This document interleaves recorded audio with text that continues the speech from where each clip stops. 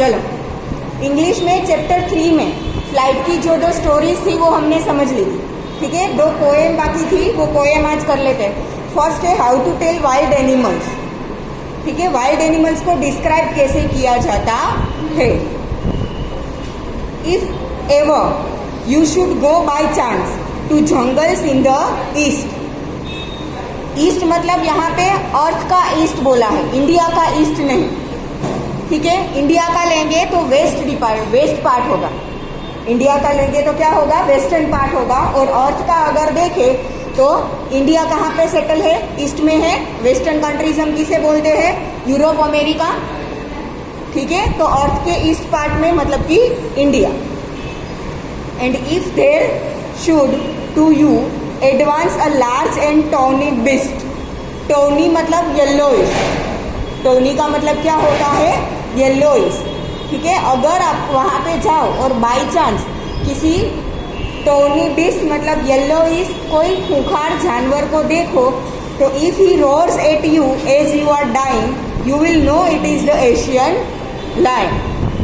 वो आपके ऊपर ऐसे रोर करता है कि आपको जैसे फील हो कि उसी पला मर जाओगे, देन वो क्या है, एशियन लायन है। लायन को ऐसे डिस्क्राइब किया है, ठीक है। टोनी बिस्ट मतलब कि येलोइश कलर का एक खूंखार जानवर। अब है बंगाल टाइगर। और if some time when roaming around a noble wild beast greets you, noble मतलब कि यहाँ पे है रॉयल, ठीक है। आपने देखा होगा कि जो रॉयल मतलब राजा महाराजा होता है उन लोगों के घर में टाइगर का बहुत कुछ होता है, ठीक है। आपने मूवीज वगैरह में देखा होगा, ठीक है। तो यहाँ पे नोबल का मतलब कहाँ क्या लिया है, रॉयल थी, ठीक है। और if some time when roaming round a noble wild beast greets you, ठीक है। कोई रॉयल बीस्ट आपको ग्रीट करे then with black stripes on a yellow ground, ground का मतलब यहाँ पे बैकग्राउंड लिया है, ठीक है। येलो कलर का बैकग्राउंड हो और उसमें ब्लैक कलर की क्या हो, स्ट्रिप्स हो। टाइगर का बॉडी कैसा होता है आप सबको पता है, ठीक है। येलो इस कलर का होता है और उसमें क्या होती है, ब्लैक स्ट्रिप्स होती है, ठीक है। Just notice if he eats you, just notice if he eats you, this simple rule may help you learn the Bengal tiger to descend. अगर वो आपको खाने की कोशिश करे तो समझ लो कि ये बंगाल टाइगर का आइडेंटिफिकेशन है। डिसेंड मतलब आइडेंटिफिकेशन, डिसेंड का मतलब क्या होता है, आइडेंटिफिकेशन, ठीक है। ये है बंगाल टाइगर का आइडेंटिफिकेशन। बंगाल का टाइगर, गुजरात का लायन मतलब Asian lion, obviously Asian lion Gujarat में ही है सिर्फ, ठीक है ना। इफ स्ट्रोलिंग फोर्स मतलब कि अगर आप कैजुअली घूमते घूमते कहीं आगे चले गए, अब बीस्ट यू व्यू, आप कोई बीस्ट को देखो, whose hide with spots is peppered, hide with spots is peppered, peppered का हाइड मतलब एनिमल स्किन, हाइड का मतलब क्या होता है यहाँ पे, एनिमल स्किन। और पेपर्ड का मतलब यहाँ पे है कवर्ड विथ स्पॉट्स, उसकी स्किन पूरी ब्लैक कलर के स्पॉट से क्या हो, कवर्ड हो, ठीक है। As soon as he has left on you, जैसे ही आपको देखे वो आपके ऊपर डाइव करने की कोशिश करे, you will know it is the leopard, वो क्या है, लेपर्ड है। It will do no good to roar with pain, अगर वो आपके ऊपर डाइव करे तो भी आपको अगर लग जाए तो आपको पेन में रोर मतलब चिल्लाना नहीं है।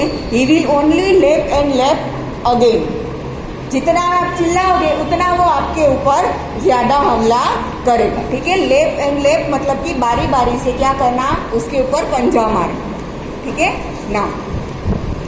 If when you are walking round your yard you meet a creature there who hugs you very very hard, अगर आप आगे चलते जाओ और आपको एक ऐसा क्रीचर मिले कि जो आपको एकदम टाइटली हग करे, hugs you very very hard, be sure it is a bear, वो क्या है, एक bear है। if you have any doubts I guess he will give you just one more caress, अगर आपको इस बारे में कोई डाउट है तो आप देखना कि वो डाउट है अगर आओ और आप उसे छुड़ाने की कोशिश करो, जितना आप उसे छुड़ाने की कोशिश करोगे उतना ही टाइटली वो आपको हग करता जाएगा। केरेस का मतलब ये है, ठीक है ना। दो to distinguish beast of prey. Beast of prey मतलब ऐसा एक एनिमल जो अपने खाने के लिए शिकार करता है, ठीक है। A novice might nonplus. Novice मतलब someone new to a job. Novice का मतलब यहाँ पर क्या है, someone new to a job, मतलब कि जो आप काम रेगुलर करते हो वो नहीं, कोई एक नया काम आपको दिया गया है तो उस काम के लिए आप क्या बोले जाओगे, नोविस, ठीक है। Novice might nonplus. Nonplus मतलब सरप्राइज। आप कोई नया काम कर रहे हो, उसमें आपको नई नई चीजें देखने को मिल रही है तो आप सरप्राइज हो जाओगे ना, ठीक है। A novice might nonplus the crocodile you always may. The crocodile you always may tell from the hyena then, ठीक है। हेना का मतलब है wild animal of Africa. Africa के एक वाइल्ड एनिमल का नाम है, ठीक है। उसका नाम क्या है, हेना, ठीक है। हेना बड़ी क्रोकोडाइल के जैसा होता है, बाजू में दिया है देखो, जिसे हम क्रोकोडाइल बोलते हैं, ठीक है। वो हेना क्रोकोडाइल के जैसा ही होता है। Hyenas come with merry smiles but if they weep they are crocodiles, ठीक है। Hyenas come with merry smiles. आपको ऐसा लगेगा कि वो आपकी तरफ स्माइल कर रहे हैं और वो क्रोकोडाइल की तरह ही रेंगते चलते हैं। The true chameleon is small. आप कैमेलियन को देखो तो छोटा सा ही होता है ना, ठीक है। A lizard sort of thing. Lizard के जैसा ही होता है। He hasn't any ears at all. उसके पास कान नहीं होते। And not a single wing. कोई पंख भी नहीं होते। If there is nothing on the tree it is the chameleon you see. अगर आपको ट्री पर कुछ भी ना दिखे, कुछ हिलता हो, मतलब आपको कुछ दिखे ना, वहां पे पेड़ के पत्ते वगैरह हिल रहा है, फिर भी आपको वहां कुछ देखने को ना मिले कि किस चीज से हिल रहा है, दैट मीन्स वहां पे क्या है, कैमेलियन है। हमें पता है कैमेलियन अपना रंग बदलता है, तो वो अपना रंग कैसा कर देगा, जिस चीज पर वो बैठा है उस कलर का वो हो जाएगा। तो हमें पता नहीं चलेगा कि वो वहां पे प्रेजेंट भी है या नहीं। Clear? This is the story of wild animals. Second poem, the ball poem. इस पोएम में जो राइटर है वो एक छोटे से बच्चे को ये समझाना चाहते हैं कि अगर आप कोई चीज खो दो तो उसके लिए इतना टेंशन मत लो, ठीक है। आपको वो चीज नहीं मिल जाएगी, या तो आप खुद से उसे परचेज कर सकते हो, या उसके बिना भी आपकी लाइफ चल सकती है। या तो आपको वो चीज नहीं मिल जाएगी, या तो उसके बिना भी आपकी लाइफ चल सकती है, ठीक है। The ball poem. What is the boy now who has lost his ball? What is he to do? एक छोटा सा बच्चा है जिसका बॉल खो गया है, वो अभी क्या कर रहा है? I saw it go merrily bouncing down the street and then merrily over. There it is in the water. मैंने उस बॉल को जाते हुए देखा था, बाउंस करके स्ट्रीट के नीचे जा रहा था, आगे पीछे वो जा रहा था, फिर एक पानी में जाके वो गिर गया। No use to say oh there are other balls, ठीक है। oh there are other balls, उसके वो फ्रेज का मीनिंग यहाँ पे क्या किया है? The word suggests that the loss is not important enough to worry about, ठीक है। आपका जो लॉस हुआ है it is not important very to worry about, ठीक है। छोटा सा बॉल ही आपने खोया है तो उसका कोई टेंशन लेने की जरूरत नहीं है, ऐसा वो बच्चे को हम बोल नहीं सकते। नो यूज टू से ओ देर आर अदर बॉयज। छोटे से बच्चे को आप ऐसा बोल सकते हो, खो गया चल जाने दे, वो क्या करेगा? रोने लगेगा, ठीक है। An ultimate shaking grief fixes the boy as he stands rigid trembling staring down all his young days into the harbour where his ball went, ठीक है। बच्चा वो पानी के जो पोंड जैसा था उसमें वो बॉल जाके गिर गया, वो उसके किनारे पे खड़ा था, ट्रेम्बलिंग मतलब डर रहा था कि मैं इसे बाहर कैसे निकालूं। वो बॉल के बिना भी रह नहीं सकता था, छोटा सा बच्चा है, ठीक है। अपनी कोई चीज खो गई तो उसे वो वापिस चाहिए, वो वहां पे खड़े खड़े सोच रहा था एकदम मायूस था, ट्रेम्बलिंग था, वो सोच रहा था और उसे अपने पुराने डेज, हार्बर मतलब ऐसी कोई जगह जहाँ पे परमिशन के बिना जाना अलाउ नहीं है। हार्बर का मतलब यहाँ पे क्या किया गया है, a place where you have to take the permission to enter. ठीक है, तो उसे अपने थोड़े, छोटा सा बच्चा ही है बट थोड़े दिन पहले वो जिस जगह पे था कि जहाँ पे जाना हो तो परमिशन लेना पड़े, वो दिन उसे याद आ गए। क्यों ऐसा उसने वो दोनों को मिलाया, क्योंकि पोंड के अंदर जो पानी था उसमें भी जाकर वो बॉल नहीं ले सकता था, और जो वहाँ जहाँ पे वो हार्बर में था वहाँ भी वो अंदर किसी की परमिशन के बिना जा नहीं सकता था। ठीक है, तो उसने दोनों चीज़ों को क्या को बोला कि ये वैसा ही है, सिमिलर बताया उसने। ठीक है ना, I would not intrude on him. Intrude का मतलब है to enter a situation when one is not welcome. I would not intrude on him. ठीक है, वो बच्चा खुद से अपना काम करेगा, मुझे उसमें इंटरफियर करने की ज़रूरत नहीं।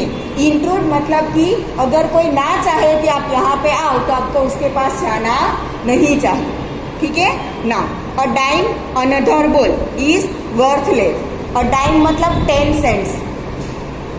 अ डाइम मतलब क्या है, 10 सेंट्स। जैसे कि हमारे 10 पैसे होते हैं, 1 रुपी मतलब 100 पैसे, 1 रुपी मतलब 100 पैसे, तो 10 पैसे मतलब कि 1 सेंट। ठीक है, और डाइम का मतलब क्या होता है, 1 सेंट। जैसे यहाँ पे हम पैसे बोलते हैं, वहाँ पे US डॉलर का क्या होता है, सेंट होता है। आया समझ में? जैसे कि हमारा 100 पैसा मतलब 1 रुपी, वहाँ पे 100 सेंट्स मतलब 1 डॉलर। अब आया समझ में? ठीक है, तो डाइम मतलब 10 सेंट्स। और dime another ball is worthless. ठीक है, 10 सेंट्स का ही एक बॉल आता है बट वो क्या है, वर्थलेस है, क्योंकि बच्चों को अपनी पुरानी चीजें ही अच्छी लगती है। Now in a world of possessions, now he senses first responsibility in a world of possessions। possessions का मतलब यहाँ पे लिया गया है कि आपको कोई चीज चाहिए, डेस्परेट हो आप उस चीज के लिए। ठीक है, डेस्परेट होना मतलब कि वो चीज चाहिए ही चाहिए और अभी ही चाहिए। ठीक है, इन अ वर्ल्ड ऑफ पोजेशन मतलब अपने माइंड में जो चल रहा है उसी में वो अपनी अब थोड़े धीरे धीरे वो अपनी रेस्पॉन्सिबिलिटीज भी समझने लगा है। People will take balls, balls will be lost, always little ball. People will take balls, यहाँ पे बॉल्स का मतलब किया गया है कि आपकी इंपॉर्टेंट थिंग्स। ठीक है, बच्चे के लिए जितना बॉल इम्पोर्टेंट है उतना ही बड़ों के लिए बहुत सारी चीज़ें इम्पोर्टेंट होती है। ठीक है, तो यहाँ पे ऐसा बोला गया है कि आपसे बहुत सारे लोग बहुत कुछ छीनने की कोशिश करेंगे। ठीक है, जैसे कि अभी आपका बॉल गया है वैसे बहुत सारी आपकी चीज़ें will be lost.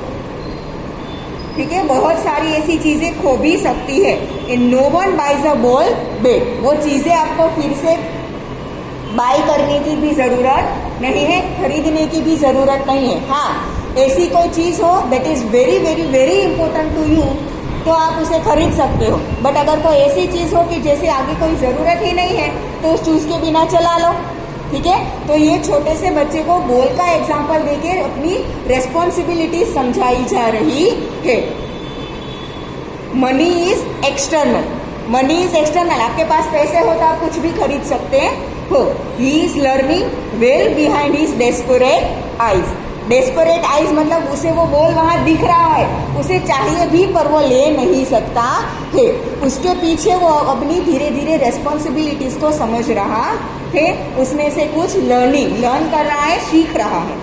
The epistemology of loss, epistemology of loss मतलब understanding the nature of loss.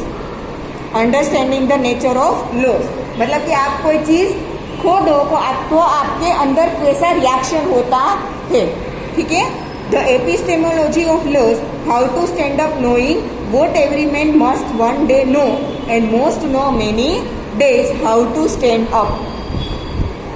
ठीक है, वो अब धीरे धीरे नेचर ऑफ लॉस को समझ रहा है कि अगर किसी दिन आपकी कोई चीज खो जाए तो आप उसके बिना कैसे विथस्टैंड कर सकते हो।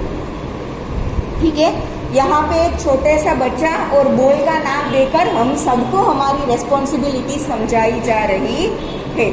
ठीक है, तो मतलब कि कोई चीज़ के लिए इतना भी डेस्परेट ना बनो कि उसके बिना आप आगे की लाइफ जी ही ना पाओ। ठीक है, चीज़ें आती है जाती है, आपके पास से लोग छीनने की भी कोशिश करेंगे, उनको आप पर हावी होने मत दो। ऐसा दिखाओ कि उस चीज़ के बिना आपकी लाइफ जा सकती है, आप जी सकते हैं। ठीक है, तो don't be desperate for anything. Clear? ठीक है ना, यहाँ पे आपको ग्लोसरी दी है दोनों पोएम। ठीक है, हार्ड वर्ड्स जिसका आपको मीनिंग दिया गया है।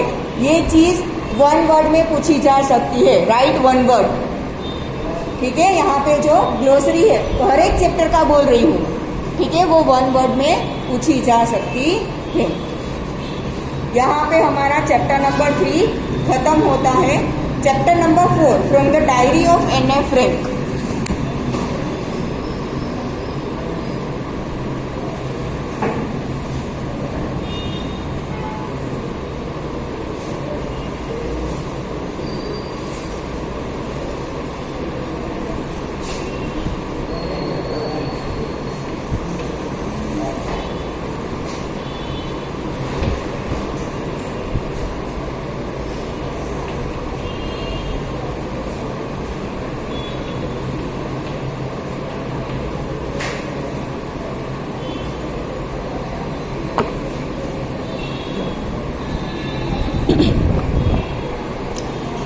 Chapter number 4 from the diary of Anne. Frank.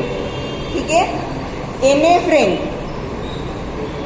जो इस स्टोरी की राइटर है, ठीक है, उसके बारे में पहले थोड़ा समझे तो वो एक जर्मन गर्ल थी। ठीक है, हमें पता है कि फर्स्ट वर्ल्ड वॉर जब हुआ था, first world war second world war, उसके बीच का जो टाइम था, तब जर्मनी से नाजीज को भगाया जा रहा था।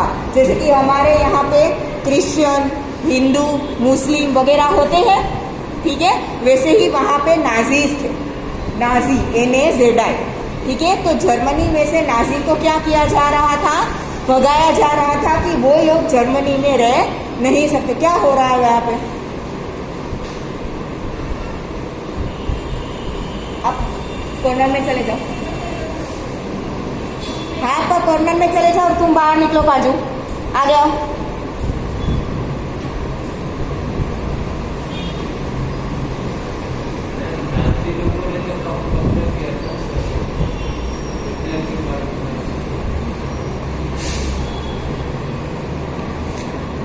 नहीं बेटा, नाजीज को भगाया जा रहा था।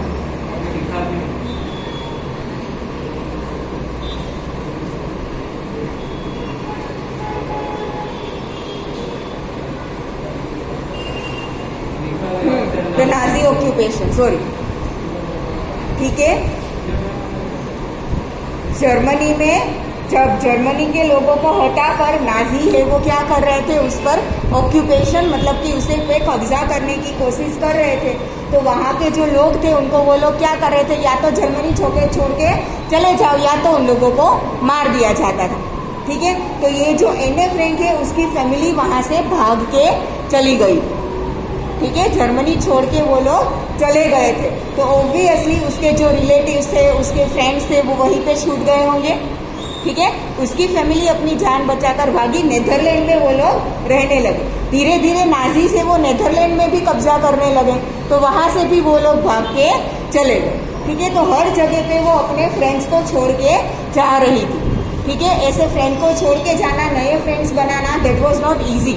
ठीक है, तो वो एक डायरी को अपना फ्रेंड बना लिया। उसने क्या किया, एक छोटी सी डायरी को अपना फ्रेंड बना लिया, और जो उसकी लाइफ में रोज होता था वो डायरी में वो लिखती थी। जैसे कि अपने फ्रेंड को कोई बता रहा हो कि आज मेरी लाइफ में क्या हुआ, वो उस छोटी सी डायरी में लिख के उसे बताती थी।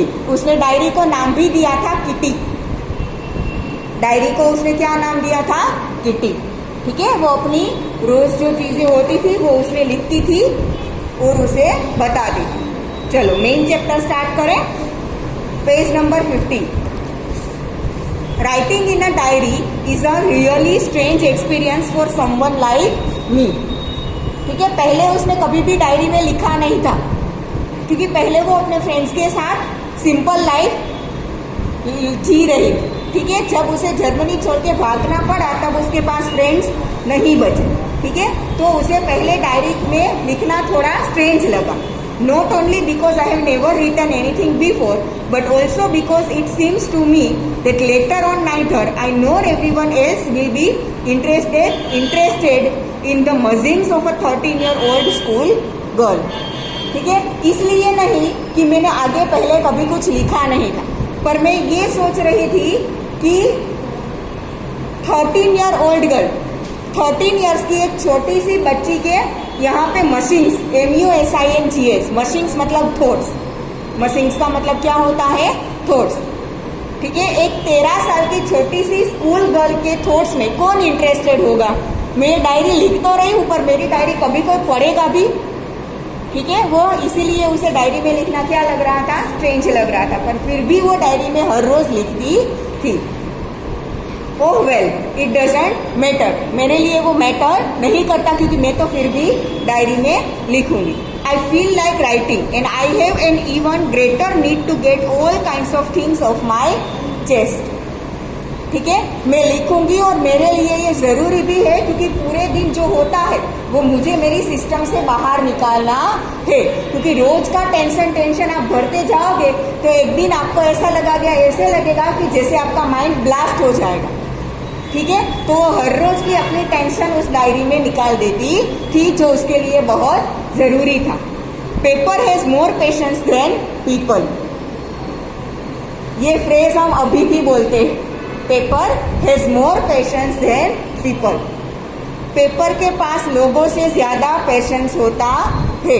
मतलब कि आप कोई चीज लोगों को, अपनी कोई चीज, चाहे वो खुशी की बात हो, चाहे वो कोई ऐसी चीज हो कि जो जिससे आपको पेन होता हो, ठीक है, किसी लोग को बताने जाओ तो वो सुनेंगे, सुना ना सुना करके भूल जाएंगे। ठीक है, आपके सामने अच्छा दिखाने के लिए सुन भी लेंगे शायद, पर आपकी मदद करने की कोई कोशिश नहीं करेगा। तो paper is a good listener, have more patience than people. ठीक है, आप पेपर को जो भी कहना चाहो कह सकते हो। ठीक है, अपने दिल में, अपने माइंड में जो भी है सारा निकाल के उस पर लिख दो। पेपर आपको कोई जवाब देगा? नहीं देगा। ठीक है, भले ही आपको जवाब ना मिले, पर वो आपकी बातें एकदम पेशेंसली सुनेगा। ठीक है, कभी वो ऐसा नहीं बोला कि भाई छोड़ तेरी बात मुझे नहीं सुन। ठीक है, paper have more patience than people.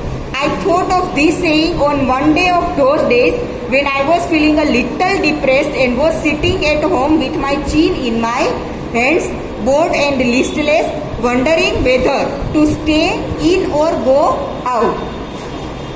ठीक है, मेरे मन में एक ख्याल आया। कब आया? कि जब मैं अपने घर में अपने हाथ में अपने चीन लेके, मतलब कि ऐसा करके मैं सोच रही थी, मैं एकदम बोर हो रही थी।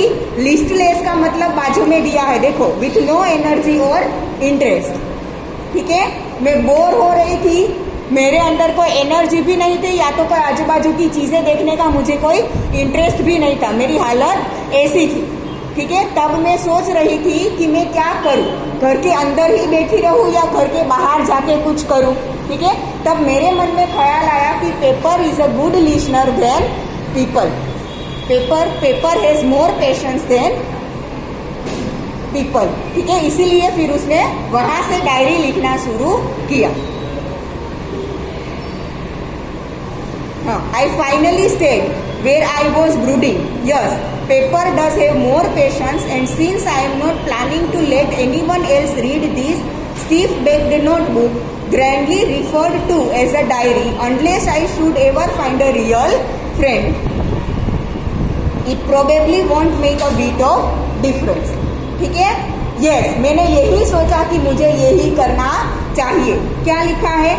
I was brooding मतलब बोर होके मैं सोच रही थी, तब मुझे ख्याल आया कि मैं अब घर में ही रहूंगी, और एक ब्लैक कलर की पुरानी एक नोटबुक उसने निकाली, उसे उसने अपनी डायरी का नाम दिया। ठीक है, उसे अपनी फ्रेंड बना लिया, जब तक उसे कोई अच्छा सा फ्रेंड ना मिल जाए। ठीक है, I probably won't make a bit of difference. और अगर उसे फ्रेंड मिले भी या ना मिले वो कोई डिफरेंस नहीं करता, वो डायरी को अपना फ्रेंड ब्रेन बना रही है और सारी चीजें उसी के साथ वो एक्सप्लेन करेगी। Now I am back to the point that prompt me to keep a diary in the first place, I don't have a friend. ठीक है, मुझे डायरी रखने का ख्याल कब आया? जब मेरे पास एक भी फ्रेंड नहीं था। ठीक है, उससे मुझे ख्याल आया कि मुझे एक डायरी लिखनी चाहिए। Let me put it more clearly, since no one will believe that a 13-year-old girl is completely alone in the world. ठीक है, उसने अपना पहला थॉट उसमें लिखा कि एक 13-year-old गर्ल है जो पूरे वर्ल्ड में बिल्कुल अकेली है। हाँ, उसकी फैमिली में उसके पेरेंट्स थे, उसके भाई बहन थे, फिर भी वो अपने आप को अकेला अलोन फील कर रही थी बिकॉज उसके पास फ्रेंड्स नहीं थे। And I am not, in really देखे तो मैं अकेली नहीं हूँ। I have loving parents and a 16-year-old sister. ठीक है, लविंग पेरेंट्स मेरे पेरेंट्स हैं जो मुझसे बहुत प्यार करते हैं। एंड 16-year-old मुझसे 3 साल बड़ी एक सिस्टर भी है। And there are about 30 people I can call friends. ठीक है, और आजू बाजू में ऐसे 30 पीपल है जिसे मैं फ्रेंड्स बोल सकती हूँ। हाँ, बट कोई ऐसा क्लोज फ्रेंड नहीं था, सिर्फ बोलने के खातिर बोल सकते हैं कि ये मेरा फ्रेंड है। ठीक है, ऐसा कोई क्लोज फ्रेंड नहीं था, तो उसने क्या किया? डायरी को ही अपना क्लोज फ्रेंड बना लिया। I have a family, loving aunts and a good home. मेरे पास एक फैमिली भी है, लविंग आंट्स मतलब कि अंकल आंट्स भी है, and a good home. I have a family, loving aunts and a good home. No one, no, on the surface, I seem to have everything except my one true friend. ऊपर से आप देखो on the surface, तो मेरे पास सब कुछ है, loving family है, अच्छा सा घर है, आजू बाजू में बहुत सारे फ्रेंड्स हैं, एक्सेप्ट वन ट्रू फ्रेंड। बस एक कोई ट्रू फ्रेंड नहीं है कि जिससे मैं अपनी सारी बातें शेयर कर सकूं। ठीक है, now all I think about when I am with friends is having a good time. ठीक है, मैं जब अपने फ्रेंड्स के साथ होती हूँ मुझे यही लगता है कि मैं अच्छा टाइम स्पेंड कर रही हूँ। I can't bring myself to talk about anything but ordinary everyday things. मैं अपने फ्रेंड्स के साथ अपनी सारी चीज़ें शेयर नहीं कर सकती हूँ, बट रोज की ऑर्डिनरी थिंग्स ही शेयर कर सकती हूँ। We don't seem to be able to get any closer and that's the problem. मैं अपने फ्रेंड्स के साथ इतना क्लोज नहीं हो पा रही हूँ and that's the main problem. Maybe it's my fault that we don't confide in each other. Confide मतलब कि अपनी प्राइवेटली जो लाइफ होती है वो भी किसी के साथ शेयर करना। ठीक है, अपनी सारी बातें किसी के साथ शेयर करना। ठीक है, तो ये मेरा ही प्रॉब्लम है कि मैं लोगों के साथ कन्फाइड नहीं कर पाती। In any case that's just how things are and unfortunately they are not liable to change. This is why I have started the diary. क्या है? In any case that's just how things are. ठीक है, मेरी life में चीजें ऐसी ही है and unfortunately they are not liable to change, और जिसे मैं चेंज भी नहीं कर सकती। This is why I have started the diary. इसीलिए मैंने डायरी लिखना शुरू किया। ठीक है,